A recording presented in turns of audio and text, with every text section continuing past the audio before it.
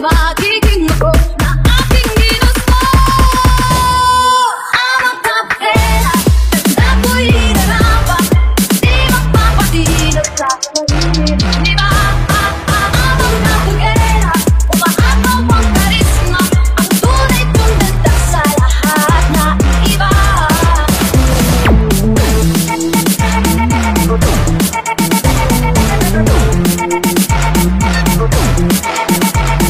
Sabing ako'y napapa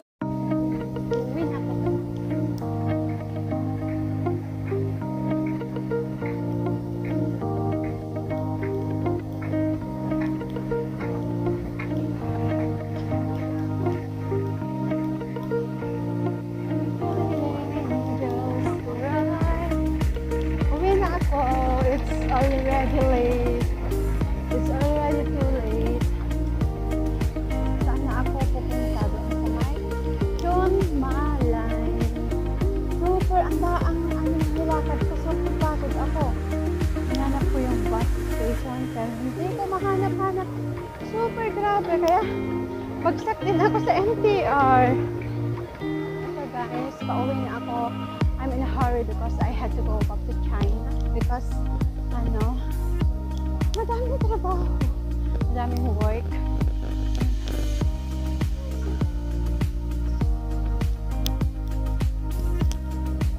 Thank you so much guys for your love and support to me. And ang layo ng lalakarin ko papunta sa John Malay.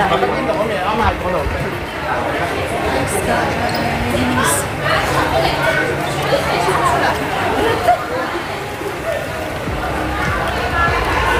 nagmamadali ako guys kasi parang uulan and I had to go back. Hindi pa ako kumain ng tanghalian, saka umagahan di ako nag morning breakfast. Hindi ako nag morning breakfast, tapos naghala na kumaya na ako pagkain pag-uwi ng China. Ay, grabe ang hilakad ko. Super. Ang init. Sobrang init.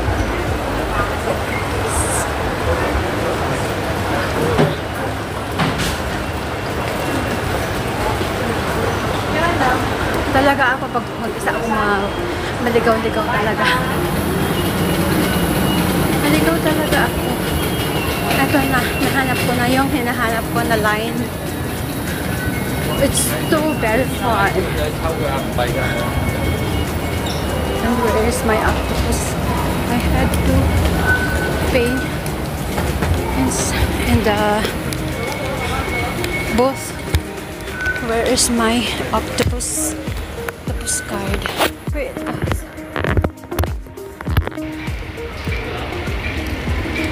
ay, bakit magbababa? Oh my gosh! Sayang yung train guys. Sayang, naiwan tuloy ako. Naiwan ako, kaalis lang ng train. Doon kasi ako sa kabila pumila. Eh dito pala. Hindi ko.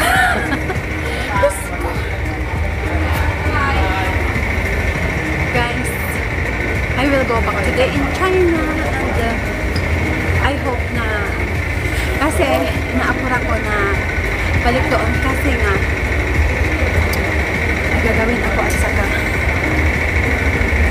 ang hina ng internet dito, grabe, sobrang grabe ng internet. Diyos ko, hindi ako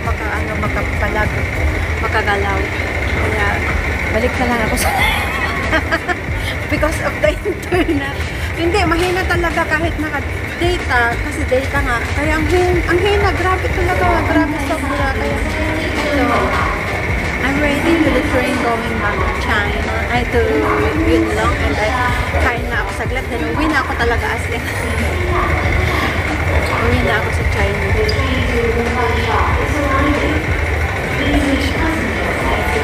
Bukay siya naman ako nagpila, dapat sa Yunlong. Ang pagod ko lang guys.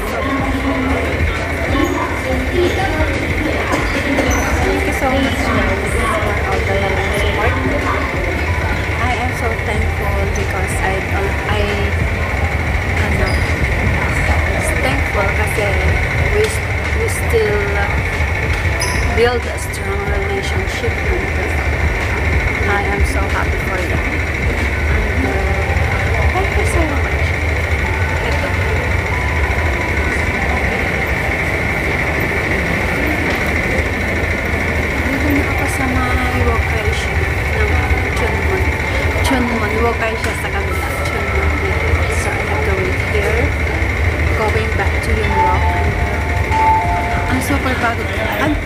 nagagalan kasi ako guys, kasi nga yung kasama ko ang akala ko naman dentist yung pupuntahan namin, eh hindi naman pala dentist yun na certified.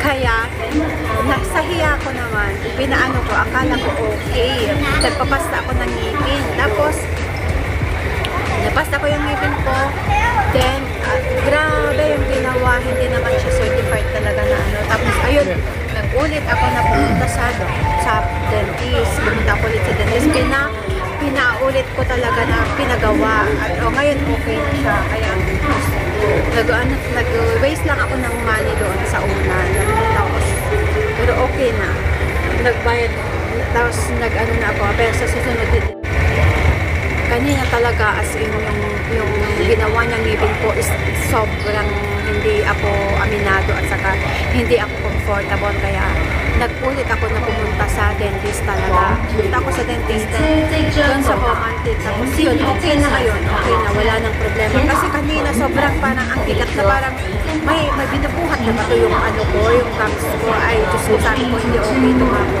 Kaya ayun, okay na yun, na-fix na ng dentist. Punta talaga ako sa talagang dentist.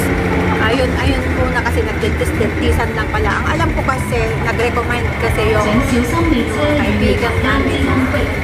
Okay doon na nagpapasta din siya, ganito. Sumama naman ako.